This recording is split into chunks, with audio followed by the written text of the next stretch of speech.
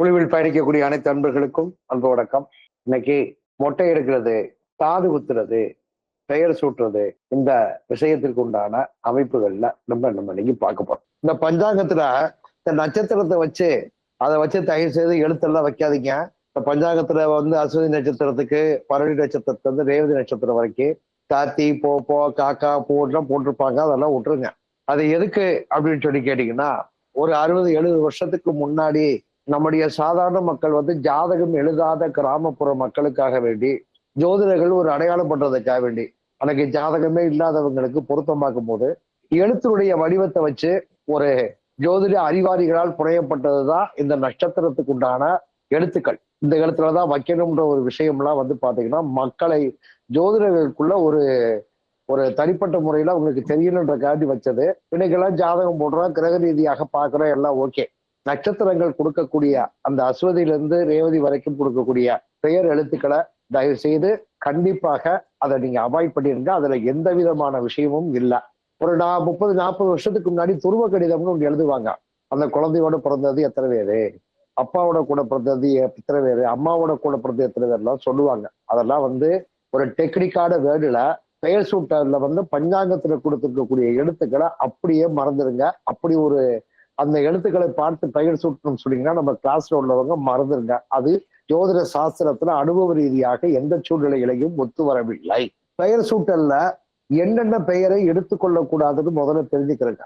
பெயர் சூட்டல் எப்ப வைக்கணும்னு ஒரு பக்கம் இருந்தாலும் பெயர்ல என்னென்ன பெயர்களை நம்ம வைக்கக்கூடாது அப்படின்ற ஒரு விஷயத்த தெரிஞ்சுக்கிறதுங்க. முதல்ல பெண் குழந்தையாக இருந்தால் நதிகளுடைய பெயர், கொடிகளுடைய பெயர், மலர்களுடைய பெயர், அது போக உக்கிர பெண் தெய்வத்தினுடைய பெயர், இந்த காளியம்மா, மாரியம்மா, இந்த மாதிரி உக்கிர தெய்வத்தினுடைய பெயர். அது போக என்னங்கன்னா இந்த ஈஸ்வரி ஈஸ்வரி, உலகாம்பேஸ்வரி, சாரி புவனேஸ்வரி, ராஜேஸ்வரி, ஈஸ்வரி அப்படின்ற பெயர் வைக்கக்கூடாது. இது யாரும் இப்ப வைக்கிறது இல்லை, இருந்தாலும் இந்த பெயர் வைக்கக்கூடாது. அது போக முக்கியமாக மொத்த எழுத்துல ஒரே எழுத்துல பெயர் கூப்பிடக்கூடாது.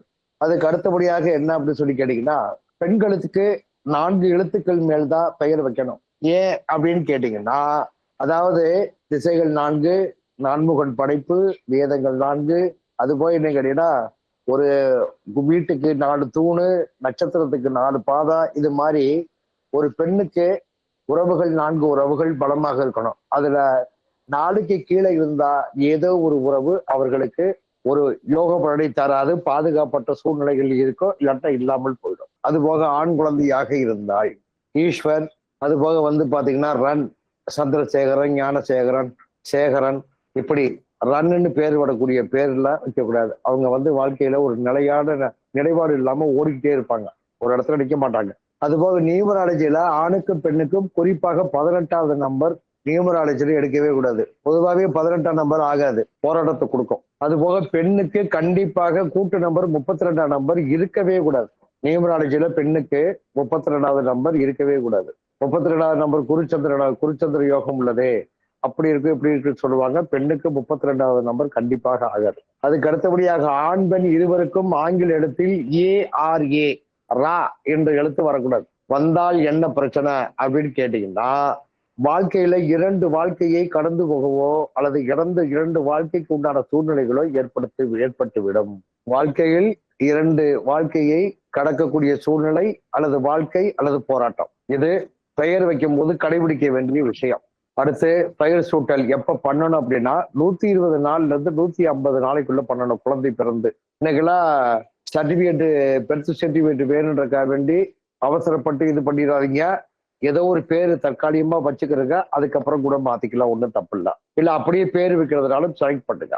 பெயர் சூட்டல் வைக்கக்கூடிய நாளுக்கு திதிகள் முக்கியமாக 3 திதிகள் ஆகாது. பொதுவா சப்தமி திதி ஆகாத திதிகள் சப்தமி, ஏகாதசி, சதுர்தசி. அது போக நட்சத்திரம் ஜென்ம நட்சத்திரத்திலிருந்து 22வது நட்சத்திர நாள், அது வைநாசிகம் சொல்றது 22வது நட்சத்திர நாள். ஜென்ம நட்சத்திரத்திலிருந்து 22வது நட்சத்திரத்தை எண்ணிக்கிறீங்க, அந்த நாள்ல செய்யக்கூடாது. அது போக பேர் நீங்க செலக்ட் பண்றது லக்கணத்திற்கு 9ஆம் பாவ பெயர் சூட்டும் போது லக்கணத்திற்கு 9ஆம் பாவக அதிபதி அந்த கிரக தேவதையினுடைய பெயரை சூட்டுவது நலம். அதுபோக பெயர் சூட்டும் போது கேக்கு, மெழுகுவர்த்தி, பலூனு இதெல்லாம் கண்டிப்பாக தவிர்த்துருங்க. அது போக அன்னைக்கு அந்த குழந்தைக்கு பெயர் சூட்டும் பொழுது பட்டு துணி தான் போடணும். அதுபோக பெண் குழந்தையாக இருந்தால் காலில கொலுசும், ஆண் குழந்தையா இருந்தால் வெள்ளியில, ரெண்டுக்குமே ஆணுக்கும் பெண்ணுக்கும் வெள்ளியில அருணாக்குடி போடணும். அதெல்லாம் ஒரு நார்மலான குடும்பத்துக்கு இருக்கக்கூடிய ஒரு பொருளாதார சம்பந்தப்பட்ட விஷயம்.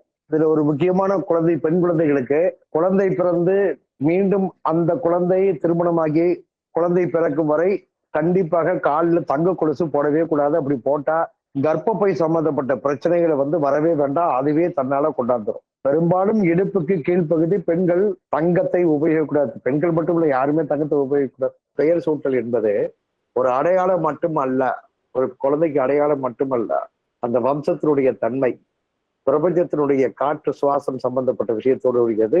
எப்படி கர்ணனுக்கு கவச குண்டலத்தோடு பிறந்த மாதிரி பெயர்கள் ஒரு மனிதனுடைய வாழ்க்கையில நிச்சயமாக இருக்கும். அதோடு மாற்றப்பட நீங்க பெரும்பாலும் பாத்தீங்கன்னா ஞானசேகரன், சந்திரசேகரன், சேகரன், குணசேகரன், இப்படி பேர் உள்ளவங்க எல்லாம் பாருங்க. யாராவது அவங்க ஒரு இடத்துல நின்று அவங்க வாழ்க்கையிலேயோ தொழிலையோ யாராவது ஜெயிச்சது யாராவது உண்டா?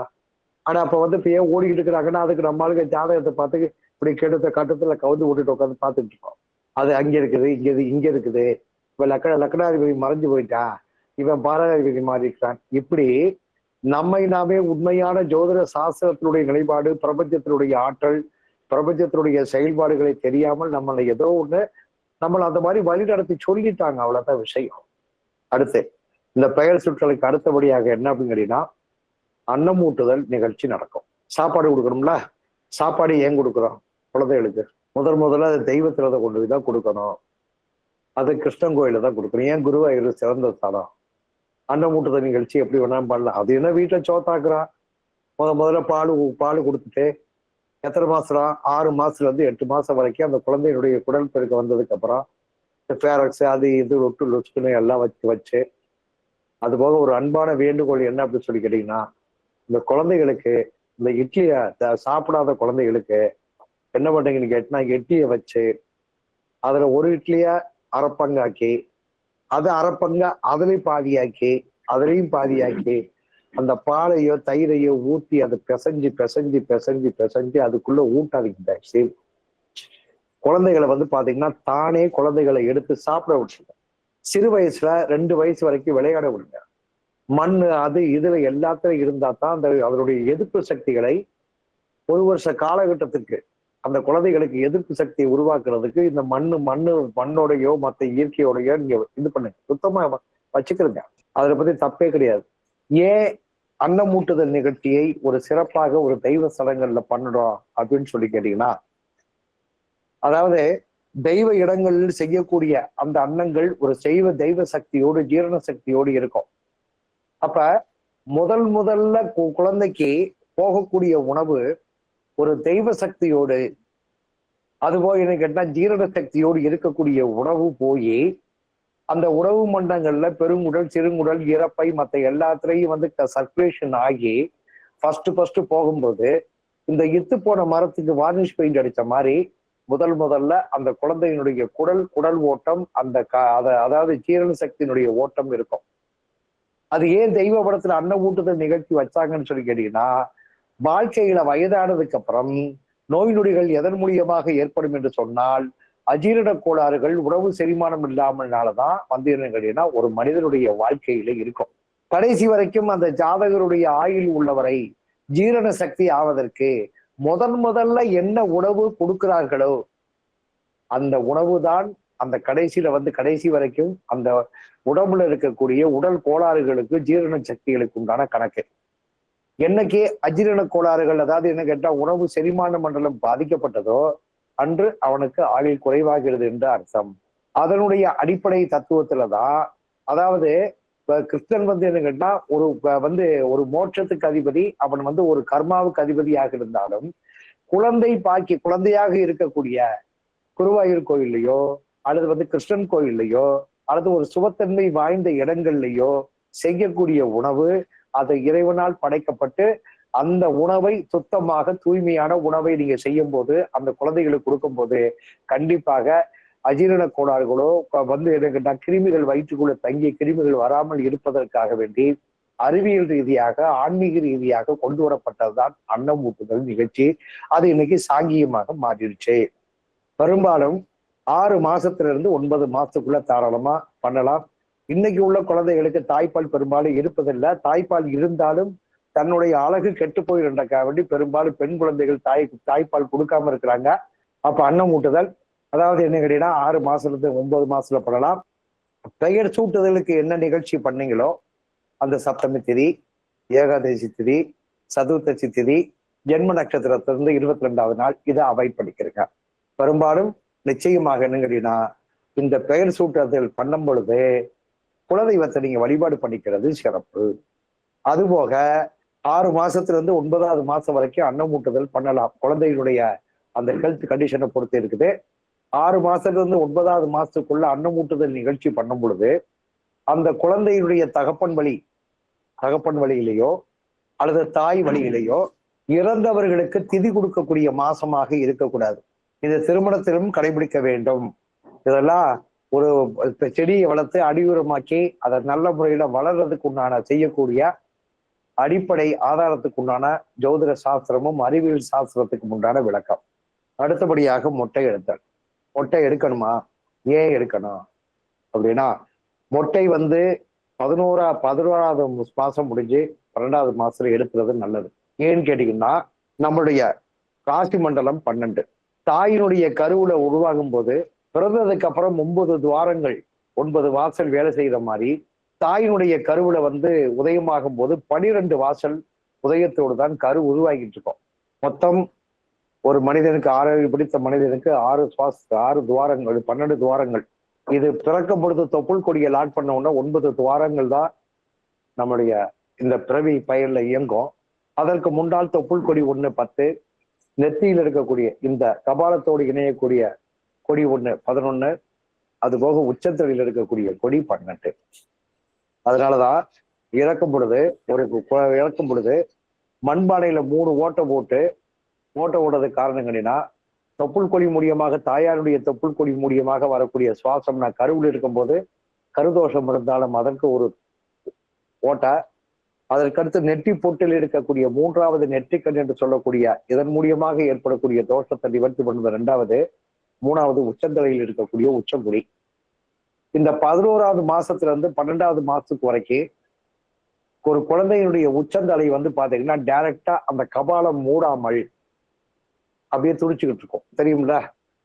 அப்ப அந்த 11வது மாசத்துக்குள்ளதான் அந்த வண்டிக்கு என்ஜின் ஆயிலு கிரீஸு எல்லாமே போடுறது எதுன்னு கேட்டீங்கன்னா அந்த தொப்புள் கொடி மூலியமா தான் போடணும். அப்ப எண்ணெய் அதிகமாக அந்த தொப்புள் கொடியில என்னென்ன மருத்துவ மூலிகைகள் இருக்குதோ அந்த மருத்துவம் சம்பந்தப்பட்ட மூலிகை சம்பந்தப்பட்ட தைலத்தை அந்த பிறந்த காலகட்டத்துல 11 மாச காலகட்டங்கள் உச்சந்தலையில அந்த குழந்தைக்கு வச்சுட்டாலே அந்த உச்சந்தலையிலிருந்து கபாலத்திலிருந்து தொண்டை பகுதியில் இருக்கக்கூடிய நரம்பு மண்டலம், முதுகு தண்டுவடம், அதுக்கப்புறம் இருதயம், நுரையீரல், வயிறு, கீழே இருக்கக்கூடிய உறுப்புகள் அத்தனைக்குமே என்ன அப்படின்னு சொல்லி கேட்டீங்கன்னா, அந்த குழந்தை அடுத்த வருஷம் ஒரு முதல் வருஷம் பிறந்து அடுத்த வருஷம் குடல் பெருக்கமாகும் போது உடம்புல என்னன்னு கேட்டீங்கன்னா அது ஒரு ஸ்ட்ராங்கான பிடிமானத்தோட உடல் உறுப்புகள் அனைத்தும் ஸ்ட்ராங் ஆயிடும்.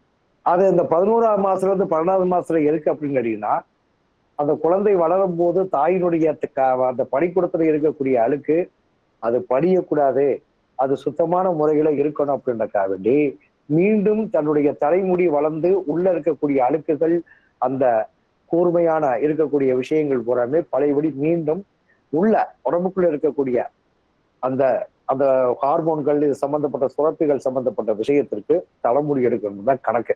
காதுக்கு காது குத்துறது ஏன் அப்படின்னு சொல்லி கேட்டீங்கன்னா, நம்ம உடம்புல இருக்கக்கூடிய அத்தனை விதமான நரம்பு மண்டலத்தினுடைய மொத்த உருவமும் மேல பாத்தீங்கன்னா காதுலயே கீழே பாதத்திலேயே இருக்கும்.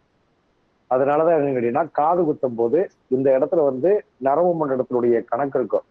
அதனாலதான் நம்மளுடைய பிரணவ மந்திரம் ஓம் என்று சொல்லக்கூடிய வடிவத்துல காது பாத்தீங்கன்னா அந்த ஓம் என்ற மந்திரத்தினுடைய வடிவத்துல இருக்கிறதுக்கு காரணம் தான்.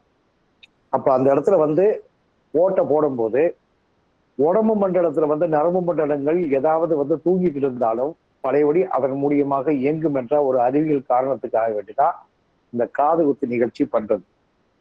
ஏன் தாய்மாமனை வச்சிருக்கணும் அப்படின்னு சொல்லும் போது நம்முடைய அந்த காது பகுதி எல்லாமே காதி பகுதி, செவி பகுதி, கேட்டல், பார்த்தல் எல்லாமே புதனுடைய ஆதிக்கம். அதுபோக இந்த காதுக்கும் இந்த தோள்பட்டையில் இருக்கக்கூடிய நரம்பு மண்டலத்திற்கும் ஒரு மிகப்பெரிய வலிமை உண்டு. இது சயின்ஸ். அதனால தாய்மாமன் என்னன்னு கேட்டீங்கன்னா, தோள்பட்டைக்கும் சுமக்கக்கூடியவன் தன்னுடைய சகோதரனுடைய குழந்தையை சுமக்குவதற்கு தகுதியானவன் என்ற ஒரு காரணத்துக்காக வேண்டி அந்த உறவு முறையை பெண் குழந்தைகளுக்கு சீர் செய்யும் போதும், மிருதுவானவனை சீர் செய்யும் போதும், தன்னுடைய சகோதரனுடைய குழந்தைகளுக்கு அந்த இயற்கையான காது குத்தல், மொட்டை எடுக்க அந்த உறவு முறைகள் பாதிக்கப்படாமல் இருக்கிறதுக்காக வைக்கிறாங்க. இதுதான் மொட்டை எடுக்கிறதுக்கும் காது குத்துறதுக்கும் உண்டான அறிவியல் ரீதியான ஜோதிட ரீதியான கணக்கு. இந்த விஷயத்தையும் இந்த 3 திதிகளையும் குழந்தை பிறந்த நட்சத்திரத்திலிருந்து 22வது நட்சத்திரத்தையும் கண்டிப்பாக பார்க்கணும். பேர் வைக்கும் போது, அதுக்கப்புறம் அடுத்து என்ன வழி அன்னம் ஊட்டும் போதும், அடுத்து மொட்டை எடுத்து காது குத்தும் போதும், ஒரு வருஷம் 11வது மாசத்திலிருந்து 12வது மாசத்துக்குள்ள எடுத்துக்கிறேன். அது எடுத்தாச்சுன்னா என்ன அப்படின்னு சொல்லி கேட்டீங்கன்னா, எடுக்காம விட்டால் அந்த குழந்தையினுடைய தாய் தகப்பன் இல்லற வாழ்க்கை சம்பந்தப்பட்ட விஷயத்துல ஈடுபடக்கூடிய காலகட்டத்துல குழந்தைக்கு புடி என்று சொல்லக்கூடிய ஒரு விதமான அந்த குழந்தை தாய் பால் கொடுக்கறது மூலியமாக ஒரு விதமான பாதிப்பு ஏற்பட்டு அந்த 11வது மாசத்திலிருந்து 12வது மாசம் ஒரு வருஷ காலகட்டத்துல கடுமையான டிசென்ட்ரி, நிக்க முடியாத டிசென்ட்ரி, குடலுக்குள்ள அந்த அந்த டிசென்ட்ரி பாத்தீங்கன்னா ஒரு விதமான ஒரு பேட் ஸ்மெல்லோட வர வேண்டிய கட்டாயம் வந்துருச்சுன்னா அந்த குழந்தைக்கு கண்டிப்பாக பின்னாடி நோய்வாய்ப்படக்கூடிய காலகட்டங்கள் உண்டு என்பதை அந்த ஒரு வருஷ காலகட்டத்துக்கு உண்டான கணக்குக்கு அறிவியல் ரீதியாக சொல்லியிருக்கிறாங்க. இது குழந்தை பெற்றெடுத்த பெண்களுக்கு மட்டும் தெரியும். உண்மையா பொய்யா? எத்தனை குழந்தைங்க அந்த 11 மாசம் முடிஞ்ச உடனே இறப்பையும் பெருங்குடலும் சிறுங்குடலும் பிறகு இது பண்ணும்போது டிசென்ட்ரி ஆகி கடைசியில வேப்பந்தலையையும் மஞ்சளையும் வச்சு மந்திரிச்சு கட்டி தாயத்து மாதிரி ஓலையில எழுதி கட்டதுக்கு அப்புறம் தான் இன்னைக்கு நீங்க எந்த டாக்டர் போனாலும் ஒண்ணு வேலைக்காது. அதுக்குன்னு ஒரு சில விதமான மந்திரங்கள், பாலகிருஷ்ண தோஷ மந்திரங்களை சில குறிப்பிட்ட நபர்கள் படிச்சு வச்சிருப்பாங்க. வேப்பந்தலையிலேயே மஞ்சளை கொட்டையும் கட்டி வச்சிருப்பாங்க. கட்டியிருக்கிறோம்ல. ஆமா. இது இந்த ஒரு வருஷ காலகட்டத்துக்கு உண்டான கணக்கு. ஆகையினால இது முக்கியமாக செய்ய வேண்டிய விஷயங்கள் இதுதான் செய்ய வேண்டியது. மற்றபடி ரொம்ப அடிக்கிற வேண்டிய அவசியம் இல்லை.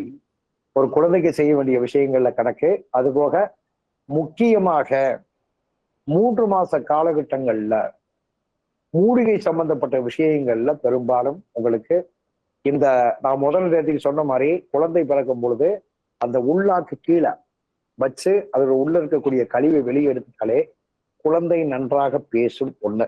அப்படி பேசாத குழந்தைகளுக்கு என்ன அப்படின்னு கேட்டீங்கன்னா, பெயர் சொல்லாதது என்று சொல்லக்கூடிய, நைட்ல சொல்லக்கூடாது, பெயர் சொல்லக்கூடாது சொல்லுவாங்க. அதுக்கு பேரு வசம்போது பேரு.